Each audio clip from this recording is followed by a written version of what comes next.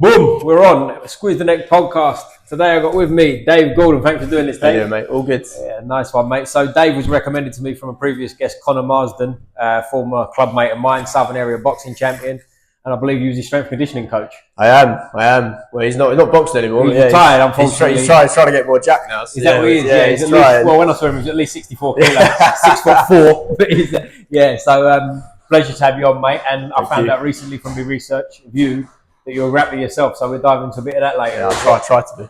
We all try it. Don't worry about that, mate. We all try it. But yeah, so before we get into any of that, mate, take us back. How did you get into sort of strength and conditioning, and what's your sporting background? Yeah, so S&C wise, I went to uni and did an undergrad in S&C a long time ago, actually, about 2012 to 2015. Graduated from that. When I was really young, I was like 18, so when graduated when I was 21. Did a few internships when I was there, and then kind of like went out of the field for a bit. It's a weird one because you come back now and it's like comes full circle and you're back in. But yeah, left for a little bit, and then sort of just before COVID all kicked off, I was working in a different field. I was working like sales or whatever. Oh, that sounds great, doesn't it? It was horrible. But you have these epiphanies, isn't you? You're like, you know what it was? It was like seeing people that are like much older doing that don't want to do that. Mate. Just like miserable people. You're just like, I can't be doing this anymore. Yeah. Like, so I jumped out, got back in, and I got my sort of start in S&C with a chap called Duncan Ogilvie. Do training, shout out. They run the East London Sports Facility at the uni. Which is like beautiful, like custom built for like the Olympics in 2012. Like it's perfect. But in there, they work with numerous professional boxers. So like Lawrence Coley, Dan Aziz, these sort of people, all sort of train in that facility. So got my into S&C from that, and it all kind of like spiraled from there really, which has been beautiful. And I got into grappling when about 6 years ago. I broke my leg really badly at uni. Like horrendous. Football, mate. Football. Oh, a dangerous sport, you know what I mean? Dangerous sport. But yeah, it was actually my fault. I went in for a tackle, tried to be a bit naughty, caught shin on shin, and then my shin just like imploded. And I got I got a nail put in, and then I couldn't really like play anymore. Like my knee was all a little bit dodgy. And then a mate of mine was going into Carlton Gracie in Kent, and it's like, this is jiu-jitsu thing, you want to give it a go? I was like, yeah, I'll come down. Always found myself as being like pretty strong, you know what I mean? I was like, yeah, I'll be fine, whatever. Him like a brown belt, he was like 60 kilos, I'm like 75, and he just like wrapped me up like a schoolgirl, do you know what I mean? I was like, I couldn't believe it. And I was like, from then, and I was like, I've got to get good at this. I mean, I've got to learn this. I've got to try to anyway, yeah. So you got into martial arts at what age? Your jiu-jitsu was when? I would have been 24. So you're a grown man. That's when I started, 24 as well, actually. So I must be older than you. You don't look it like well, I'll tell you what, I look at some photos lately, especially since I've been doing this. Look at myself, I go, oh, I'm not as fresh faced as I thought I was. But so pre that, mate, you mentioned football. Did you have a football background, or did you have any other martial arts before that? No martial arts before. No martial arts. I always just played football, really. I mean, I remember having like a choice. I remember, it's weird when you remember when you're a kid, but I remember vividly like my old man. Is it like, this is how old it was? It was in like a newspaper. Do you know what I mean? And he was like an actual paper. Yeah, like literal physical like newspaper. And he was like, we lived in this little town, and he was like, because he played sports now when he was growing up, and he was like, you got a choice. Either we'll go down to the rugby club, or we'll go down to the football club, whatever. There's no particular reason. I was just like, oh yeah, go football, whatever. Just as well, because I'm 5'8", you know what I mean? So I would have never... Unit. I would have never made it. In rugby, do you know what I mean? But yeah, nice. So from then, just played. It was never to like any decent level. I think the best level I ever played was... I was like what do they call it? Like interleague sort of stuff, do you know what I mean? It's like not quite counted, so they're trying to see who's good. Better than the average, though.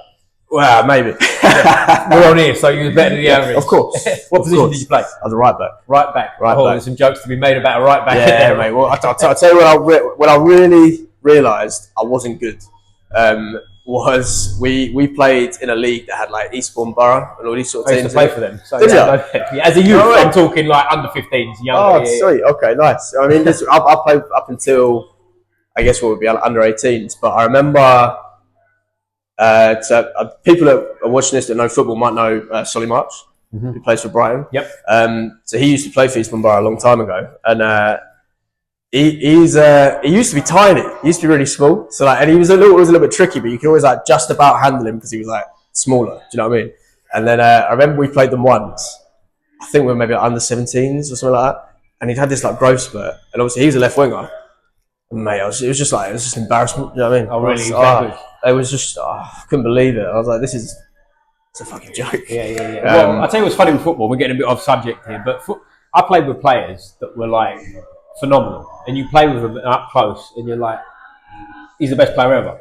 But he never made it anyway. He didn't even make it into the pros. I know. So you look at that and you go like, how fucking good are these players that really go far and make it? But it's mad. I mean, I know guys that have been like captains of like under 18 academies, going into like getting contracts, and then they just get cut. Yeah. You know? And it was the other way a little bit too. I played football. I stopped playing football when I was 18 to focus on boxing more. But the level I played at, the best level I played at, was a youth under 18s of Stainstown. I think they were Conference South at the time, and I was nowhere near the first team or anything like that. But that's where I played at, and I played with some players in that team that I looked at and went, I'm better than you. But they went on to have sort of careers in like third, fourth division type level. Yeah. So it does work both ways, doesn't it? I think does. dedication goes a long way at that level as well. For sure. Because talent is, as I say, some of the players I played with, I won't mention his name because it might sound disrespectful, but he was phenomenal. And he never made it anyway. Yeah. I think last I heard he was working in a bank. You know what I mean? Not as anything wrong with that, but it's far cry from Premiership, isn't it? That must cut deep. It must cut fucking hell. Like, and he wasn't injured or nothing. He just didn't make it. Just didn't get there. But anyways, mate, let's bring it back to jiu-jitsu. So you're 24 years old. Yeah. Are you already strength conditioning for sort of boxers and things like that at this age? Not at that age. No, I boxed like recreationally, not to any like level. Did you ever box yourself? Have you have any bouts? I've done like a white collar. Do you know what I mean? Right, okay. They all count, mate. They all count. They're getting hit in the head. Like it's long term, not for me. Do you know what I mean? But yeah, just recreationally, boxing wise. But no, not working with any boxers. That all stemmed from the work at Dunk's place. So they come later. So take us to day one, mate. You turn up. Was you at Grand Union then when you started jiu-jitsu? No, I started. My jiu-jitsu journey started at Carlton Gracie. Oh, sorry, you just told me that. Yeah, sorry, Carlton Gracie in Kent. So, have you ever trained at Carlton? I've been to an open mat once at a Carlton Gracie, but no. They've got a beautiful facility down there. It's mad when I think about that compared to like spaces in London now. You know what I mean? Yeah, like different world. All this mat space and all that sort of stuff. But yeah, guys like Dickie, who runs, or he's one of the head coaches over at Hammersmith. He was down at Kent at that time, I believe. Dave Broughton, those sort of people. But yeah, I remember getting quite into it because obviously, like having grown up doing sport all that time, and then having this like lull where I didn't feel like I could really do anything without it hurting. And it's more just like it sounds cliche, but it is like human chess, isn't it? You know what I mean? It's like absolutely. You can't believe how people wrap you up. Like it's mental. It's like I've been like armbarred by like 16-year-old girls and stuff, and you're like, how is this possible? Like, keep that to yourself when you look at how jiu-jitsu is. But yeah, nice. So started down there, and then I'm actually born in New Zealand. Okay. So I didn't know that. I know. I'm actually no part English, which is bizarre. Right? I sound really English. You was born in New Zealand, was you? Yeah, born in New Zealand. Parents are Scottish, but moved here when I was like 5. But obviously, with that, I've got a passport. So was training in Carlton Gracie in Kent, and then went over to New Zealand. Obviously, not to train, to like travel, but found a gym in Auckland, and in Auckland. What's called Sarisso, but it's now part of like the Alliance sort of brand. Paulo Oliveira was the head coach there, so that's where I got my blue belt. Nice. That was great. Yeah, it was a great place. Cool. So let's dive back a little bit before we dive more into the martial arts. You're born in New Zealand. There's a few curveballs going on here and there from all over the place. Footballer from New Zealand. Yeah. But so you move here originally when you're 5. Yeah. Where did you grow up? So I grew up in a town.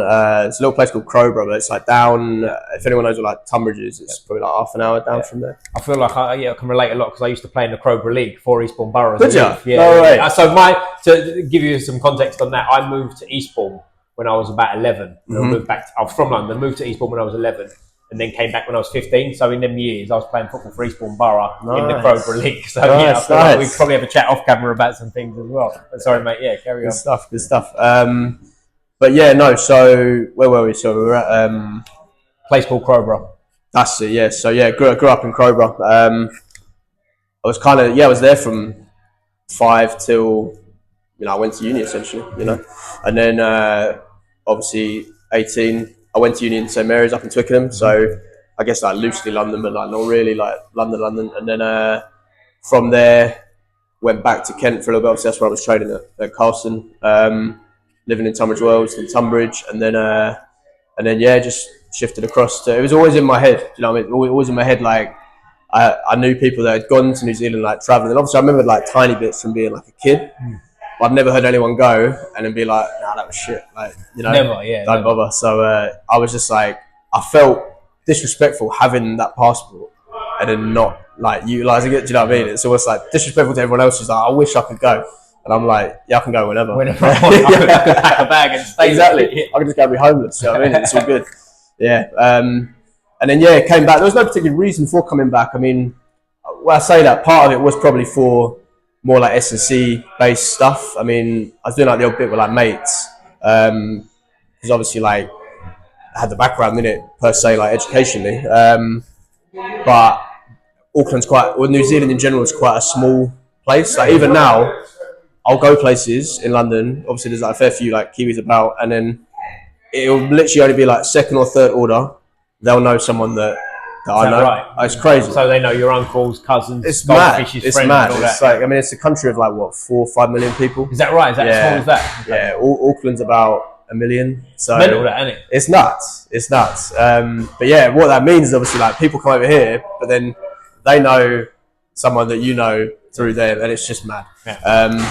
But yeah, so because it was that small, I mean, obviously there's the odd opportunity there, but with it being small, it's quite competitive, and you don't necessarily know as many people as you do over here. So came back, but then I came back like bang before COVID, because it wasn't a thing. It wasn't a thing over there. No, it was nothing. And then came back. I think it was literally on what date did you lock it down? It's like 20th of March. It was 20. It was either the 21st or 23rd, something like that. Yeah, around that time. Yeah. I think I came back on like the 10th of March. Oh, so literally just before. And obviously that was like a disaster. But luckily, obviously found this opportunity, and there was obviously all these weird sort of like rules and regulations. Well, rules for us, not for them. Obviously, they could do whatever they wanted, couldn't they? Up and down the street. But for us, it was like normal PT, like no can do. No. Like staying healthy is a no during a respiratory virus, and it's mad. Don't you dare run! Yeah. Don't you dare go near anyone. But obviously in that gym, they had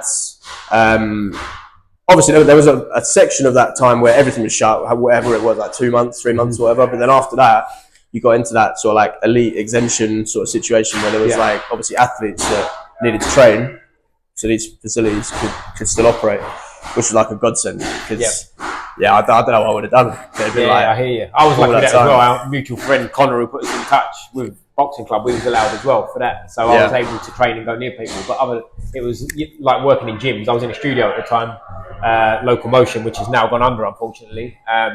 But it was like we was in there. I forget what day it was, but let's say it was a Friday. We was working in there on Friday. Went home, got the email saying we're closing tomorrow. And at that point, it was still in that kind of zone of like, what are you talking about? What are you fucking closing for? I've got clients tomorrow type thing. Yeah. It was like that quick, went overnight, and it was, it was what it was, wasn't it? We just had to, as I say, unfortunately, because off the back of that, the gym's gone under. So it's mad. Isn't it? Here we are. It's mad, and even that whole. I don't want to get too political about it, you know what I mean? But like, get political. Even the whole like fucking self-employed, like averaging 3 years your earnings, all that sort of nonsense. Yep. I don't think it was in the best. Looking back, I don't think anyone can look at any of it and be like, "That was a great idea." Actually, you know what I mean? I'm sure some people's pockets are fatter and they think it's fantastic. I'm sure they are, mate. I'm sure they are. Yeah, but well, it wasn't mine at the time. That's for sure. I'm driving a Vauxhall Corsa, mate. I feel you. But so from there, mate, you'd grappled before the pandemic in New Zealand. Coming over here, was there much difference, and how did you get into grappling over here? There wasn't too much difference, to be honest. I'm trying to think where I came back and joined. I don't think it was Kent. I'll tell you what it was actually. It was when I came back into London. I found Carlson Gracie, but they have a small one in Clapham. Mm-hmm. So I found them, but it wasn't too different really. New Zealand's a funny one. Like it's small, but in terms of martial arts, and obviously I know lots of people that watch this will be aware of a lot of the UFC guys that are over there and stuff. And combat sport is actually of a very like decent level over there, even though it's tiny. So I mean, the gym we were at, they had an affiliate over on what would be like the North Shore of Auckland, and like there's a massive like MMA scene and stuff.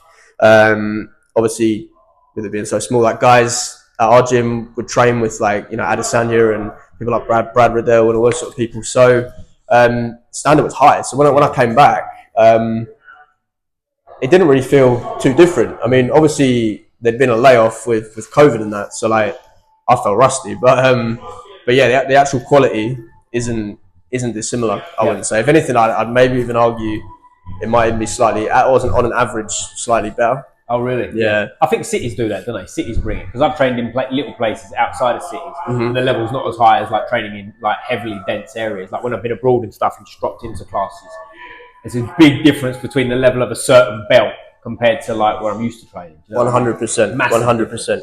I think it might be because like in a city, obviously people can just drop in like every day. But I guess even in Castle Gracie in Tunbridge, unless you live in Tunbridge, they haven't got a tube. Do you know what I mean? It's like they got to drive, it might be half an hour or whatever. They've got a family and that, so you might not be able to train as often, I guess. But it's even just the volume of like black belts. Like so, Grand Union, for example. If I ever get down there on like a Tuesday lunch or a Thursday lunch, like you're gonna get like an absolute like pasted. You know what I mean? There's like 7 black belts to show up and like 5 brown belts, and like you say, like out of London, you'll never. The thing is, you won't get that. I've been to places as well where you turn up to a class, and there's nothing wrong with that by any stretch of the imagination. But you turn to a class, and like it's a class full of white belts, and there's 2 blue belts. Do you know what I mean? And then you're just blessed being in London, like you say. You come into a class on just an average fucking Wednesday afternoon, and you've got all coloured belts ready to have a tear up, haven't they? Because that's the way jiu-jitsu's going now. It's mad, and even like like the Brazilian community in London, you'll just get like this random Brazilian dude that you've never met before in your life, and he just like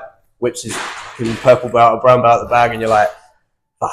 Might be a hard afternoon. Might be not what I'm bargaining for. Well, it's funny. Shout out to Big Claudius, I'm going to mention now. I turned up to a class last Monday, and I was in that zone of, you're sore. I've trained loads, and I'm like, shall I try? I'll go. I'll just play a bit of technique and whatnot. I turned up, and it was very sort of a few people there that had been doing jiu-jitsu for a few months. I thought perfect, bit technical, lay on me back, flow around, whatever. And then Big Claude shows up, and he's, before you know it, I'm having an hour and a half tear up back and forth with like a 97 kilo Krav Maga expert, and it's is what it is. But it's all fun and games, isn't it, mate? It's all fun and games. But let's go from there, mate, into your strength and conditioning. Like, let's start with Conor, because we both know him, he's a club mate of mine. I've seen sort of him go from 16-year-old beginner basically to Southern Area champion. So how did you get involved with Conor, mate? And what was the system like? So in terms of getting involved, it was it wasn't via stuff in East London, but obviously I live in like Wimbledon or that sort of area. I'm kind of in between Wimbledon and Earlsfield, right? So obviously the gym is in Earlsfield, and I knew I had something to offer, but it's very much like boxers don't just appear on your radar going like, I want some S&C. Like it's quite the opposite, you know what I mean? So started just doing a bit of research myself really, and finding all different gyms, reaching out to boxers themselves. But it just so happened that Conor, it's actually mad, but like at the time, me and Conor were literally living, like you've got the block, he's on that side, I'm on this side. So like our front doors are literally like 25 yards away from each other. Is that right? Yeah, it's mad. It's crazy.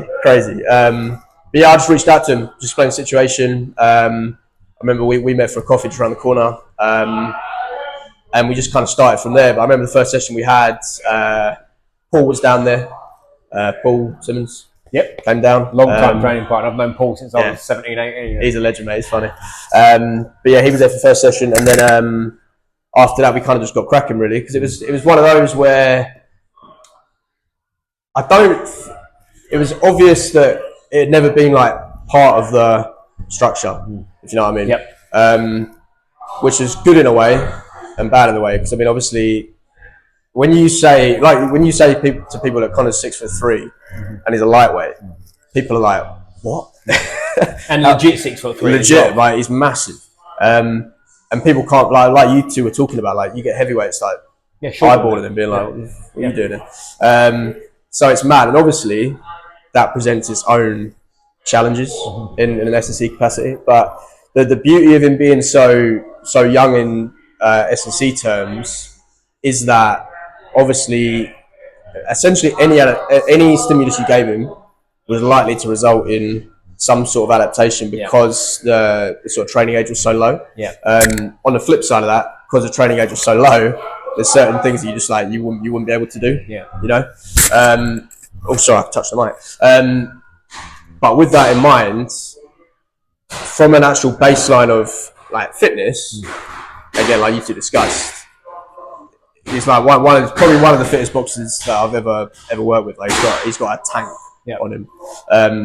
But there's so much you can do with that frame that had never been touched before. And I think the most interesting part really is sort of navigating how to implement your S&C structure within the wider sort of remit, because it's not necessarily like a team sport environment where you might have like a multidisciplinary sort of like team. You might have like physios that are employed, nutritionists that are employed, etc. And it's kind of like well established what the benefit of S&C is. Boxing, I think a lot of people don't realise that boxing at its like nuts and bolts is very sort of like grassroots, like spitting sawdust. It's actually not even a hugely well like researched area. But people just see like the world championship fights, you know, and they just think like, oh, everyone's got like a massive team behind them, they're earning like loads of money and all this sort of stuff, and it's just not like that. So trying to like navigate with, you know, head coaches, technical coaches, all the sort of, you know what I'm talking about. And I'm just, the reason I'm laughing is because I would imagine a lot of boxing coaches, as old school as it is the sport, they don't want to listen to that shit. Like if you're trying to get Conor to, I don't know, as an example, squat, they're looking at you like you're sideways, aren't they? Like, what are we talking about? All he needs to do is run and fucking not eat for 3 days. Very much, yeah. So there's all that stuff to contend with, really. It's obviously every team is different. I'll say team in the sense of like coaching team is different. But I think the main thing for me, in terms of if you're working with like sort of real like authentic gym that hasn't necessarily got heaps of experience with S&C or heaps of experience with boxers at like that super high like world level, like it's not been incorporated as such, giving them like actual tangible data can help. Because I think some of the stigmas you'll get, you've probably heard them all, but like lifting weights makes you slow, all that sort of stuff. Do you know what I mean? And they automatically assume also that you're going to go up 4 weight divisions by just lifting weights once. Exactly, yeah. So they immediately think you'll be slow, you'll be heavy, because you'll put on muscle mass, amongst other things. You'll get injured, all this sort of stuff. And running's like the holy grail of everything, you know? If you're not running 25 miles a day, you're an idiot. Yeah, then what are you doing? You're being lazy. So all that stuff kind of informs what you do. It's kind of like, it's almost like economy of words, but like economy of like exercise, if that makes sense. So obviously in camp, EB sparring Monday, Wednesday, Friday. And bear in mind, boxing, even professional boxing, when it's not at that world title level, boxers have to like coach or do other work on the side as well. Some boxers even have to like pay to be on the show. You know what I mean? Like at certain points, it's just meant like it's crazy. That's why it truly is like a business, but people don't think about that. There's plenty of guys that get pushed up and have like padded records because they can put asses in seats. You know, because that's what sells. It's the tickets that make the promoters. Well, Tony Bellew, who ended up a world champion and earned his money, obviously, but he spoke, and I might be getting the numbers slightly wrong, but he said like on an early show with Frank Warren, he literally had to go around selling tickets. He had 100 grand cash in a bag that he had to drop off, give to Frank Warren 100 grand to get paid like 12 grand for his fight. That hurts, doesn't it? Like how, and he said it was like dawning on him. Like, again, if I'm getting the numbers wrong, whatever. But it was something along those lines, and he was like computing it in his head of like, I'll just give him that to earn nothing. And that's the reality. And he went on to be a world champion. So you can imagine someone who's had like 3 or 4 fights, like when Conor was starting out. Like how it's just a job at that point. It's not even a job yet, is it? You've got a job to fund your hobby. It's an aspiration, isn't it? Exactly. You know, because everyone's chasing that world title. I would say really it's kind of, from my point of view, it seems like once you get past like English title sort of level, that's when you can start like, this becomes your career, if that makes sense. And especially nowadays, that's really massively changed in the last few years, like with social media and things. People are more out there, so there's more ways to make money around boxing, not just the actual fight itself. Right? People have got sponsors. OnlyFans is a thing. Maybe that what you will. But you know what I mean? Exactly. Like back in it's only sort of 10 years ago. There was literally boxers running around selling tickets, and there probably still are. Don't get me wrong, but like good level boxers running around selling tickets and trying to get like the local tyre shop to fucking sponsor them for like £300 a month or something crazy. Do you know what I mean? It's mad. It's mental. Like, it's crazy. It's one of those. I mean, there's certain organisations where if you get signed, then they kind of like look after you. You know what I mean? I've heard of. I don't know all the details, obviously, but I know that when you get signed to Matchroom, obviously you get a few like extra perks and stuff like that. But I mean, in saying that, so where we were at, obviously sparring 3 times a week. There's obviously technical work that happens within that as well. So in terms of like the system, initially what we had,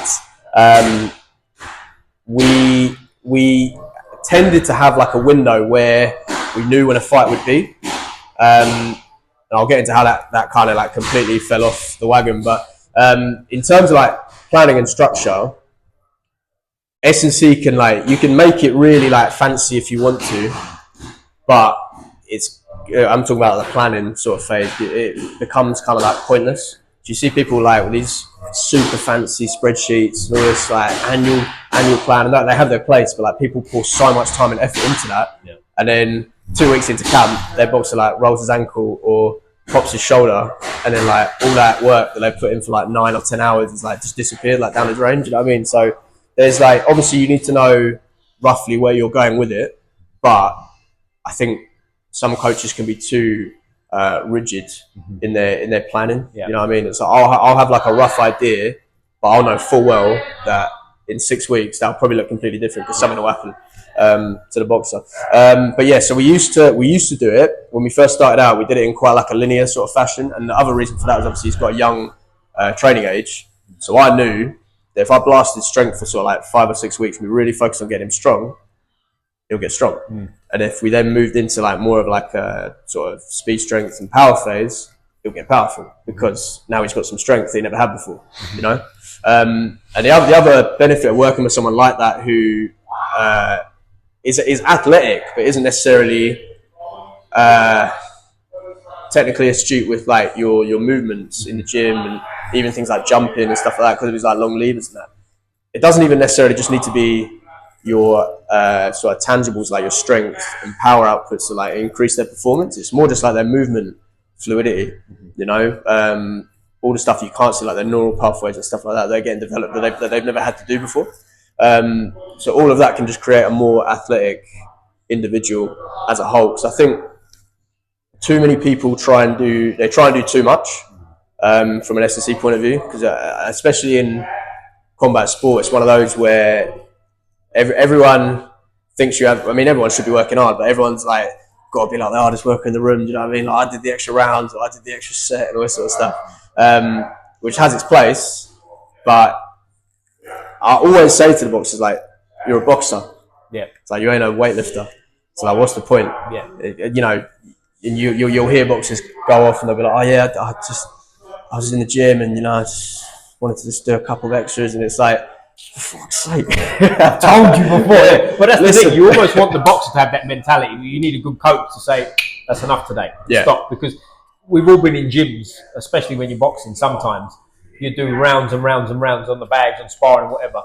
And common sense, your own knowledge is going, I've had enough today. But then you look at the clock and you've been there another hour, just grinding, and you're getting nothing from it. But you're just pushing hard, and it's that mentality, that meathead sort of do a bit more. But the reality is that I think, and you tell what you think as strength and conditioning coach, there's a benefit to almost having a little bit of a laziness. Not lazy, but in terms of if you're unsure to do a bit more, just stop, and chill and recover and come back another day. Because at the end of the day, if you can squat 100 kilos or 200 kilos, no one gives a fuck when you get in a boxing ring. It's about how you perform, right? But I feel like that's one of the negatives of strength and conditioning, get involved so heavily in boxing and combat sports, because the fighters fall in love with that, right? And they want to be like, oh, I can squat more than him, he's weight than me and heavier. I've heard these kind of conversations, and I'm dropping dumbbells here.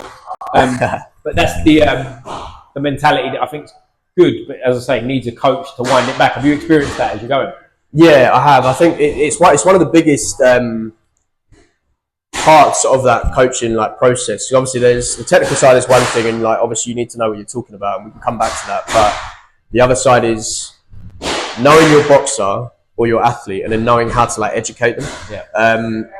Because that's one of the biggest things, especially with someone like a Conor, who there is founded concern in the sense of like, yeah, if we blasted like hypertrophy stuff and he'd never done it before, then guess what? He's going to put on muscle and he's going to probably weigh a little bit more. But with his anatomy and his like anthropometrics and stuff, we weren't ever going to be able to put lots of mass on him for obvious reasons. So a lot of it was like real heavy strength work, sort of low volume, high intensity stuff because of that factor. So often, you know, not necessarily Conor, but like, you know, as a team, when they'd be chatting, and this isn't just Conor, it's just his other boxers as well, but you know, they'd be more concerned that it maybe wasn't enough. Yeah. Or like they couldn't really like feel it, if that makes sense. And I say feel it in the sense of like muscle soreness, but obviously what they're not seeing or feeling is like the central adaptations, like the nervous system and stuff that's which now when I speak to some boxers I've been working with for a while,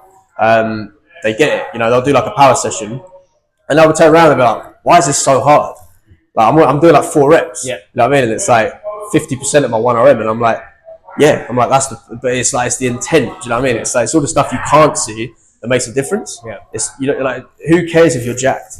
You go into the ring and you get battered. Like, good for you. Yeah. You know, it doesn't matter.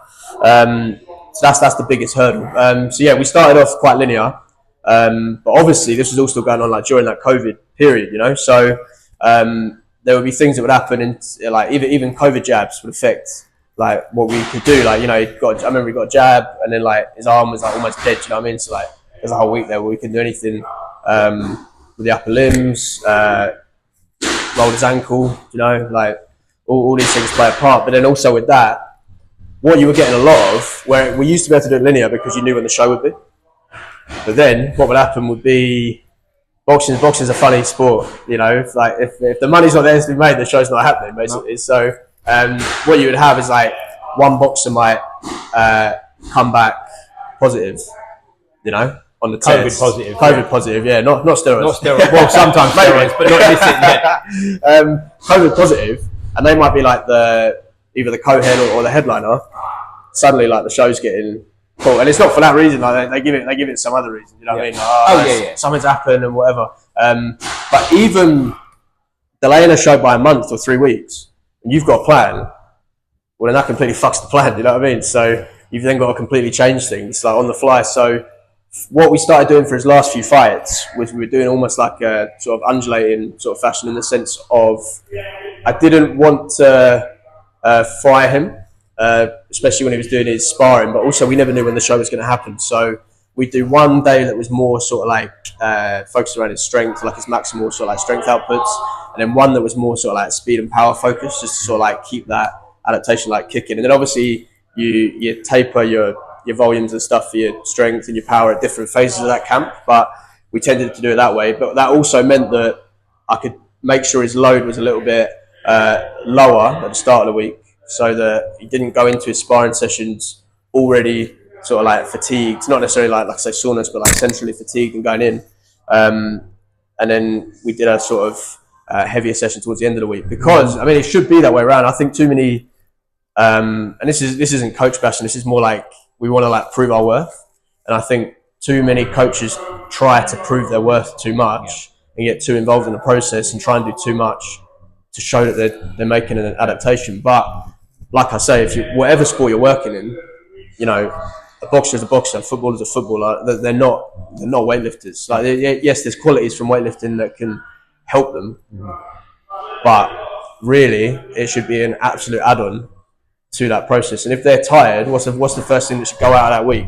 It should probably be the S&C. It probably shouldn't be their sparring. You know, they're getting all their conditioning from their sparring. So I think it's having that mentality around it, that you are very much part of the support team. Like you're not their head coach. You know, the extra percentages to get you better at your sport, basically, right? Which is why I wanted to get you on after speaking to Conor, because like you said, I know loads of strength and conditioning, not personally necessarily, but I spoke to a lot of strength and conditioning coaches that want to show you a spreadsheet and say, yeah, but he was bench pressing this, now he's bench pressing that, but his boxing's gone down. And it's like, it ain't helping. You know what I mean? We don't need numbers. What we want at the end of the day is him to get in the ring and feel good and feel strong, right? So when you've got you on the side that's got that mentality of, I'm not doing anything today, chill out, go home, relax, Connor, which is, you know, it's blindingly obvious, but people don't want to keep it simple nowadays. Like you said, how many people you see now doing like the cable spins and the punches with the cables, which to me, and I'd like your opinion too, but to me is the biggest load of shit ever, because he's making that movement when he's punching.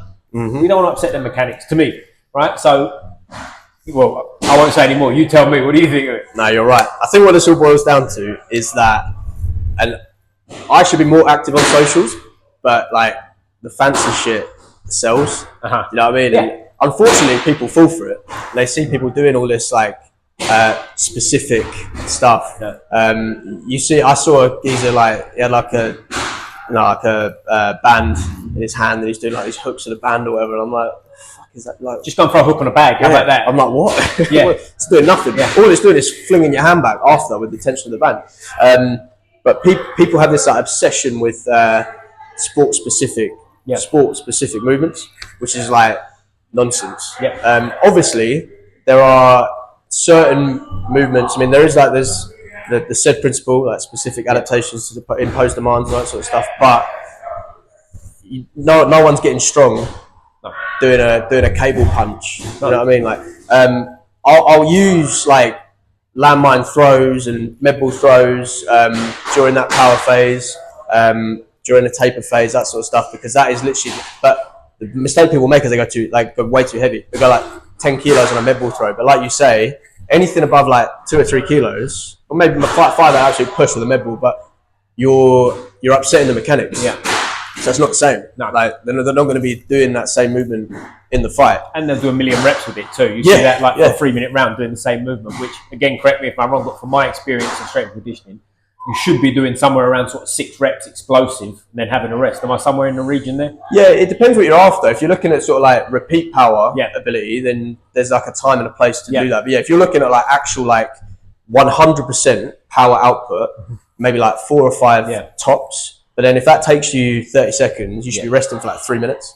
But people don't want to hear that. And it takes a while to get athletes in that mindset. Because obviously, you know, I'll have them for an hour.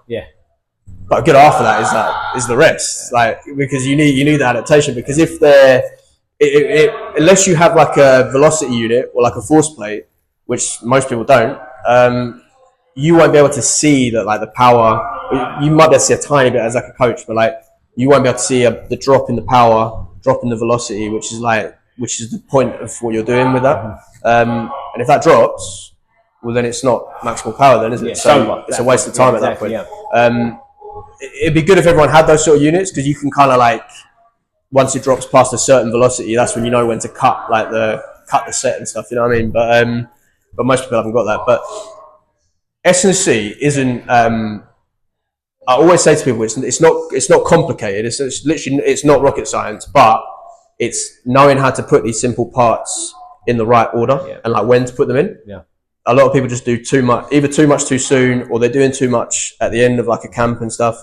And it's not necessarily like groundbreaking stuff. They're just putting stuff in the wrong place. You know, and it's over specific too. Going back to what you were saying before about the sport specific stuff.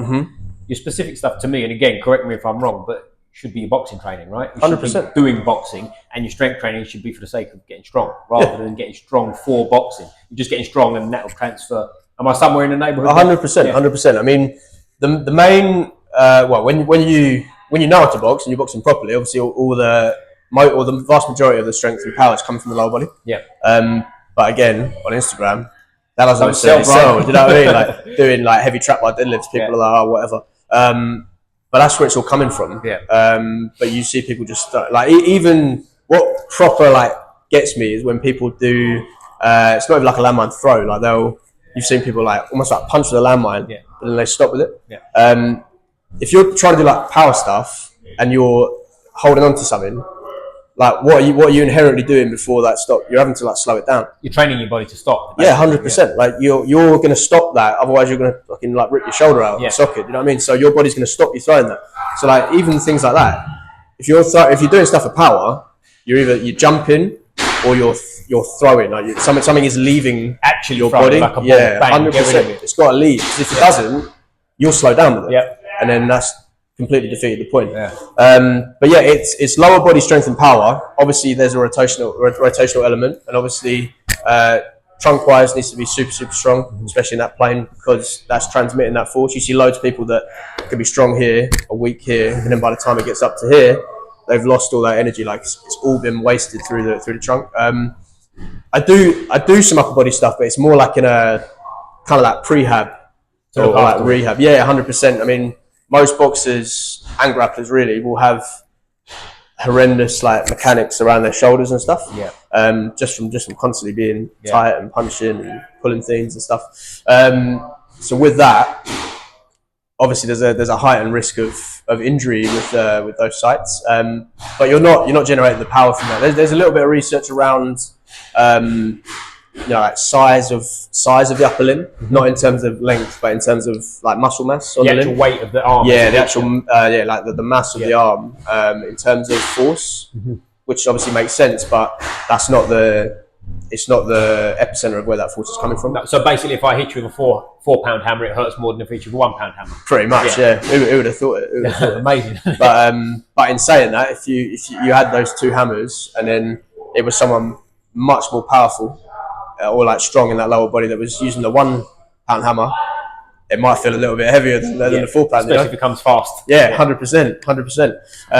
So on that front, I mean, it's pretty simple, and then it's getting someone strong, and then coaching them and teaching them how to express that force. Because that's another place where people might fall down, is they'll have someone that's super strong, but to reach their sort of like peak force, for example, might take them half a second or 0.6 of a second. But in sporting actions, you probably have like 0.2 seconds to create that, you know? So it's not necessarily about just being as strong as you possibly can. It's about how much force can I produce in that super short amount of time. And it's obviously if your max force is up here, you know, it's going to be a little bit below that, but I want to be able to get to here as opposed to here in that time. Yeah. Because there's no, but if I can get to that force, top force, but it's over here, like, you know, half a second away, it doesn't matter. No. Yeah, it's pointless. That's cool, man. Yeah, I think you've kind of confirmed a lot of theories I've got about it, because I just see people doing too much sports specific. And there's a big thing. Do you know Charles Allen, strength conditioning? Yeah, he's great. I've done his program before. Oh, you have? Yeah, I know Charles. Shout out Charles and Owen podcast as well. I know them boys. I've known Owen forever, and I used to train a bit with Charles. We used to meet up and have a tear up in the middle of the afternoon. He's jacked. He's jacked. We used to meet up sometimes like in the middle of the day and just have a tear up for 10 rounds and that. So yeah, shout out Charles. But yeah, so like with him, I've seen a lot of these videos where he's posting, and I'm sure you've seen them too. Yeah. Like these guys doing like cable fucking De La Riva shit, and it's just it's nonsense. It's nonsense, right? Exactly is what I'm getting at. But yeah, so we've covered it and going around in circles, but you get the idea. Take us to like if you've got a date, let's say. Well, you tell us how long before with Conor as an example. We can talk about Conor a bit more because he's retired, so we're not giving a secret. Yeah. But like, let's just say Conor's got a date. How long before him, and how's a camp sort of go for him around his boxing training? Absolute ideal, and I think we had it once, was like 12 weeks. Usually somewhere between 6 and 8. Yep. So 12 weeks from fight night. Yeah. Yep. But obviously in boxing that doesn't work. Yeah, we're talking quite a lot. Yeah. And then you know, there was the odd fight. The Azim fight, for example, it wasn't a concern, him taking it. I think he took it on 4 weeks or something, or 5 weeks.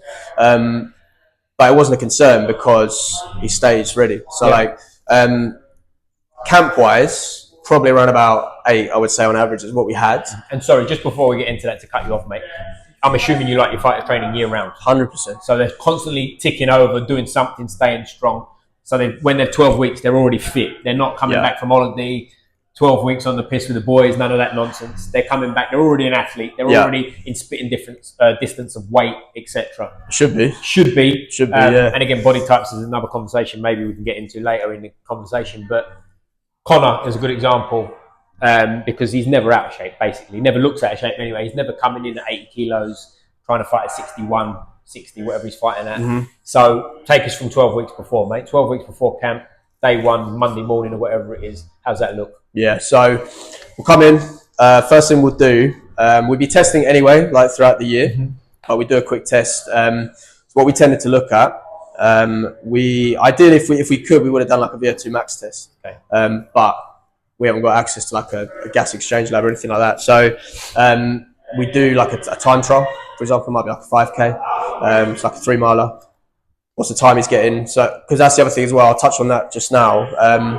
With the running, which is obviously you're never going to stop a boxer running, but that'd be the only time I'd ever prescribe a distance. But I'll come back to that in a little bit and why. But yeah, so that test we do a few tests around power outputs. So for example, we do a counter movement jump, we do a drop jump, do a squat jump. We didn't have force plates, but I use something called MyJump 2, which is just an app on your phone. You can get it on your phone quite easily. I think it's like £10 a month or something, and it will give you analysis, and it's all been sort of researched. It's within like 1% of a force plate supposedly, the numbers, but it will give you like your jump heights, your RSI, so your reactive strength index off of that drop jump and stuff like that. So I can see where he's at, but obviously after we've been working together for a while, I can then use that against the data I've got from him previously. Yeah. Does that make sense? So there might be a time where he comes out of a fight and another one gets lined up. And you can see that he might not feel fatigued, but he's obviously fatigued. Do you know what I mean? So then you might leave it a week, or you might see that something's gone up, something's dropped down. It's like, all right, cool. We know that's there. This is there. We'll probably focus on that for a little bit and then work from there. That first bit is like super, super important. I think too many people skip over that. They have like an idea of what they want to do, or they know what's worked last time, so they just go into it. Yeah. But if you're not testing, like, how can you possibly say that it's getting better? Yeah. You know, because I don't tend to do lifts in terms of like I won't test their 3RM on like a trap bar, for example, because they can feel super different on each day. Yeah. Could be sore from sparring, could have a twisted ankle, all that shit, right? Yeah, and like you said before, it's not the be all and end all. Like there might be one day where he comes in and he'll feel unreal, you know what I mean? And he'll go to whack on another 10. Yeah. That's not necessarily because of the training. Well, I mean, obviously that's helped, but like that's not necessarily because of the training. That's like he's coming in just feeling like super fresh. They're like 9 hours sleep. His proper nutrition's gone in. Like he feels perfect. But yeah, that'd be the main test we would do. And then from there, again, so if we had it all linear, which we would want, usually we'd have about 5 or 6 weeks, probably 5 weeks of building into sort of like maximal strength. Okay. Then we'd have a little like deload week where we just take the volume down a little bit, still tick over, try and maybe like practice some of the movements that were coming up for the sort of power phase. We're sort of like, so that's essentially what we built up his strength to a little bit of a more decent level. You need that week really to let them like recover neurally. And then after that, we then move into like you could call it like a potentiation phase, but like how's he now going to express that new force on top? Because in terms of retention, you need to know like your residuals, and what I mean by that is I've been building up strength for like 5 or 6 weeks. That's done. If he was to never touch a barbell again for like a month, again it depends on the individual, but most people for about a month they won't lose that strength. Like neurally they won't lose it. So I've done that now, so I haven't got to touch that anymore. So then we move on to like the power. We start building that up. When I say building that up, what we tend to do is we'd start a little bit heavier.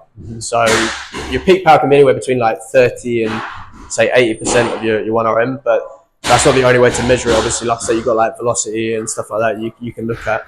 But we'd start a bit heavier, and then throughout camp, like he was saying, like he gets towards the end of camp and he'd be like, I fucking love it, because it gets much easier as he goes through. But yeah, so we would start off a bit heavier, and then as we got closer and closer to camp, it sort of like almost came down that continuum a little bit on the force velocity and just became more sort of like maximal power, peak power, then into sort of like almost max velocity, where we'd have like say 10% of his body weight, maybe doing like loaded jumps on that, for example, or 10% of his body weight with a med ball or a landmine or something. Yeah.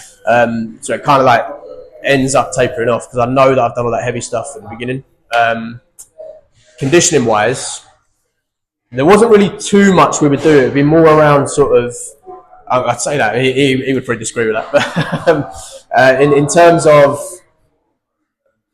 the conditioning, you're plugging the gaps in camp. So sparring is where he gets his main conditioning, right? You know what I mean? So I've done heart rate monitoring with him during his sparring before. And if any boxer hasn't done it, they should do it, because you'll see like how high your heart rate goes. Yeah. After like round 3, it was at 198 or whatever, and then it didn't really drop. I mean, it drops a little bit in between rounds, but it doesn't really drop much below that. No. So that's the peak conditioning. But that's also where I'm going to get onto the running, where I would try and take control of the running a little bit. Yeah. So where they're at that max heart rate, and they might be doing, say, 8 rounds on a Monday, 8 rounds on a Wednesday, 6 rounds on a Friday, whatever. So what's that, like 20, 22, 24 rounds a week? On the back of that, why would I then do something or ask them to do something extra that's like pumping their heart rate up at that sort of like maximal level again? So with the running, what I tend to ask them to do is wear like a polar strap, like a heart rate strap, and then it takes some work getting them to do it, but they start feeling it. After about a month, they'll start feeling the difference with it in terms of like recovery and like overall like wellness. They'll feel less fatigued. But I'll ask them to sit between like 130 to 150 in terms of heart rate, so like in that like zone 2, which for someone unfit probably doesn't feel that bad or that unusual. Yeah. For someone that's like super fit, it can almost feel like comically slow. Yeah. Almost to the point where like you feel like I'm kind of like taking the piss out of you for making you do it. Like it's a waste of time. Yeah. Yeah. Lazy, almost. But they need that to recover, and also like having that little bit of like lower intensity work. It can increase your stroke volume and stuff like that. So theoretically, you know, you're getting more out of each beat, and you might not necessarily need to go as high, or you're going to recover faster. Yeah. In terms of that heart rate, because that's the golden sort of rule, or the cardinal that you want in that minute recovery between rounds. Yep. Is you want that heart rate to drop. Do you know what I mean? You need to just be like recovered and feel good to go. Most people will never get down to like that 130 in a minute, obviously, but that would be one of the main metrics that in the conditioning we would do. So, for example, at the start of camp, you might do like 2, 3, 4 minutes continuous at like not a maximal pace, but like a sustainable, tough pace, and then have like a minute or 2 off and then go again. But in that minute, I'm tracking his heart rate recovery. So you're waiting for it to hit a certain level, then go again? Yeah, so sometimes we do that. Sometimes we'd be like, he might hit like 180, for example, and like keep it there, which is fine, and then he might be able to drop it down within that minute. Right. Usually with Conor, he could. He's built for endurance by the look of him, isn't he? Yeah, 100%. I mean, I've never known someone with a gas tank like Conor. Oh, really? Like, it's crazy. But just seeing how much that recovery is can kind of like help you infer what the level of fitness is. Like if someone does 1 4-minute bout, they get up to like 180, and then they can only drop it down to like 165. You're like, there's your problem then. You know what I mean? Like that's what you need to be working on. But if someone can drop that down to close to that 130, 140 mark, then you know that they're in a good spot. Obviously, there's still benefit in doing that work, but you know that they've got a good like base level. Yeah, so it's not an urgent thing. You don't have to panic so much anymore. You can let them just chill and let them do their thing. Not at all. And then with that conditioning, again, when they start really ramping up that sparring, at the start of camp, it won't be like 3 sessions of sparring. It'll probably be like 2 they do a week. But as they start ramping that up, kind of like as soon as they start hitting 3 sessions a week, I'll kind of like start tapering down that aerobic work they're doing in the S&C sessions, and it starts moving into like a little bit more like anaerobic stuff. But that stuff can kind of that middle of camp sort of period can feel a little bit rough, where you're doing fairly long-ish intervals for quite intense periods of work. With not a huge amount of rest, but like enough rest to recover to go again. And then by the time they get to the end of camp, it's, you know, like you said, like 10, 15 second bouts. He says that, what I would do, like, because he's a cheeky little bastard, he would do like the 10 seconds to start, but that machine would be moving until like 10, you know what I mean? Like, I'll be like, no, can't have you been out. I'll be like, we'll do 12 seconds then, so that when you're moving, you're not actually getting that working until it hits 10. But then, you know, that's like maybe like a 1 to 5 or 1 to 6 rest ratio. So like they'll be doing 10 seconds of work, but then have like a minute. So back. And how many times a week are you seeing him in strength and conditioning? Twice. Just twice. And is this full body, I take it? So I say full body, I mean, the strength work we did, all sort of focuses around that like lower body. So that'd be like, trap bar deadlifts, your things like your RDL, stuff like that. So your hinging patterns. But the upper body stuff we would do. We at the start of camp we do a little bit of strength work in terms of upper limb stuff. But that was more from a sense that he's got super long limbs. He hadn't really done much S&C, so his actual like movement efficiency wasn't the greatest. So like I wasn't really comfortable that we'd get to like the end of the 12 weeks and think like you say about med ball throws, like when people start loading up super heavy and the mechanics just comes completely off. I wasn't really sure we'd be able to get there unless we sort of built on that a little bit. So we did a little bit of upper body strength work, and you can kind of see like in some of the photos that Connor's posted. I mean, even when you're working at that super low level in terms of reps, a byproduct is always going to be a little bit of hypertrophy. But obviously the kind of benefit with that, or the way you can get around that, is obviously your muscles are holding more water anyway. So you can water cut a little bit easier sometimes if you're a bit They more... say that, right? The more muscular and lean you are, it's actually easier to cut the weight versus like if you're a bit tubby. 100%. But obviously that means that people probably think he weighed even heavier, do you know what I mean? Like when he's walking into bouts, everyone's like, what the fuck? What am I fighting here? But I was pleased because obviously for me, the visual isn't the important bit. No. They saw the metrics behind it. I can see he's legitimately stronger, legitimately more powerful. But when he was walking into the ring after like the second or third fight, I was like, he looks more like a boxer. He's ready to go. He looks pretty decent. But yeah, so and with that conditioning, what I would do. Pretty might be see in the background. Actually, this little thing here. These lovely things. It's a fun tool. That one. That is a fun tool. Yeah, but the reason I'll put that in instead of very occasionally I'll use sprints if I know I've got control of the running. We'll use sprints. But what I try and do is anything that we do conditioning wise is off feet. Just to reduce the amount of like work going through them. So obviously when you're running, most boxers don't do it at a controlled pace. They just they set a time. Odds like this as well. Yeah, exactly. but they set like a 5k or a 10k or whatever, and they'll just blast it. You know what I mean? Like as quick as they can. A lot of coaches will be like, they'll choose to do it like after training. You know what I mean? Like they'll do like a technical session or like a heavy session. 2.5 hours on. Been there, mate. And then coaches are like, right, let's go. So obviously they're not optimal when they're doing that as well. So all of that combined, it can create huge amounts of work that go through their body. So what again, bring it back to that whole initial principle. Like I'm not the main actor. You know what I mean? Like, I'm just supporting them, trying to get them as fit as I possibly can. So if they're, if they're here doing their thing. And I'm hindering that. It's not ideal. Yeah, you're there to look after them essentially, exactly. As well as just get their numbers up. So do you take care of nutrition as well, or is that? No, not for me. I'm a big believer in like, yes, I know bits and bobs about nutrition, but I think you should get your nutrition work from a nutritionist, S&C from an S&C coach. I think there are some coaches that obviously have nutrition qualifications, but they're not going to be at a level of like a Kate, for example, that Connor works with. That's a very, at that elite level, that's a very specialist area. And like I wouldn't expect head coach to be giving S&C advice. I wouldn't expect nutritionists to be doing that. They do. I wouldn't expect me to be giving technical advice. You know what I mean? I'm a believer in that the coaching should be very like segmented for good reason. But obviously that's not always possible. But yeah, I very much stay in my lane. I'm like, this is my lane. I'm good at this. I'll focus on that. But I think it's important as well because too many people become an expert just because you're a boxing coach. You're automatically a strength and conditioning coach, 100%. The weight manager, too many chefs, mate.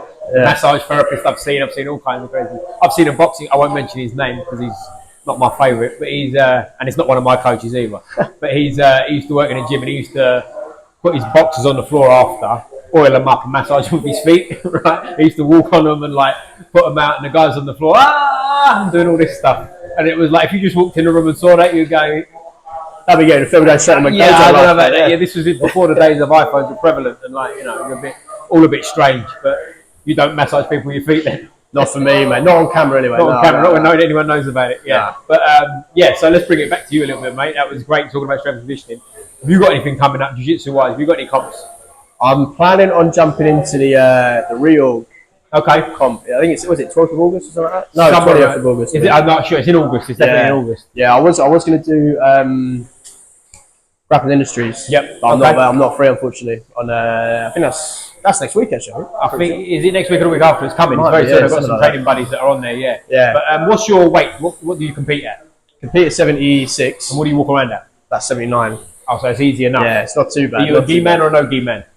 See, I prefer gi. Oh, you do. I do. Okay. Interesting. I don't mind no gi though, Yeah. and I think it's a bit dogmatic to just pick one and be like that's the be all and end all, you know. They're not as different as people make out. They're You know, not, There's different they're not. things you've got to be aware of, but people want to complicate stuff, right? And it's not as complicated as All good, mate. All good. But yeah, it's not as complicated as people make out, and especially, well, for me, I'm very wrestling heavy. Yeah. So mine doesn't really change too much, gi or no gi. You just have to be aware of it a bit more. Yeah. All the guys from Brixton listening that train with me are going absolutely fucking mental right now because they want the gi on, and they look at me as like a dirty wrestler versus pure jiu-jitsu. But See, I think the difference I find is that I would say maybe gi transfers more into no-gi. However, the no-gi stuff is way more specialist. So I like it. I did an interclub on the weekend actually, and it ended up just being no-gi. Like, I was booked in for the gi, but not enough people signed up, so it's just no-gi. But with that, you know, these guys, the way they can attack your legs, yeah, different game. it's a different breed, man. Like, they just grab hold of me, and I'm like. If I'm in a gi, I know what I'm going to do it. But like, obviously, when like you got like your heel hooks involved and stuff like that, I'm like, as soon as I get wrapped up, Need to I'm be like, careful there as well. oh yeah. But as soon as I feel it on, I'm just like, I'm off. Yeah. Not having it. Yeah. So I feel like as a whole, gi transfers better, but no gi's very specialist. Yep. I would say it's almost more technical in certain ways. Yep. I would say. It's different. It's very different. I think it depends on your style. It's, as I say, for me, it's a lot more awareness. As long as you're aware of things, they're essentially the same. And I know some people in the comments are probably going to go nuts here, but that's my opinion. But in terms of going forward, mate, what athletes you got on now? Anything coming up you want to mention? Shout out Newman Hussein. Okay, just won on the weekend, Friday. Brilliant. So I think he's potentially lined up. I don't want to speak for him, but I think there might be a Southern area in the mixer for him. So Are you your second Southern Area champion? yeah, it would be. Yeah, for sure. Now, That'd be nice. That's the main one right now. Focusing on Newman. I want to get him ready for that. I don't know when that fight will be, but Nice. that's the rumblings. That's the rumblings. All right, yeah, mate. Before we wrap up, I always ask people what football team they support. Now you have to choose careful here. Who's your football team? Come on. Put your hands down. Put your hands down. Come on. Correct answer was Chelsea, but never mind. Dave, thanks a lot for doing this, mate. We'll put it in the description. Shout out your Instagram, but we'll have it in the description anyway. Find me at Combat Conditioning. Combat Collective. Conditioning, top man. Squeeze the Neck podcast. Bosh. Nice.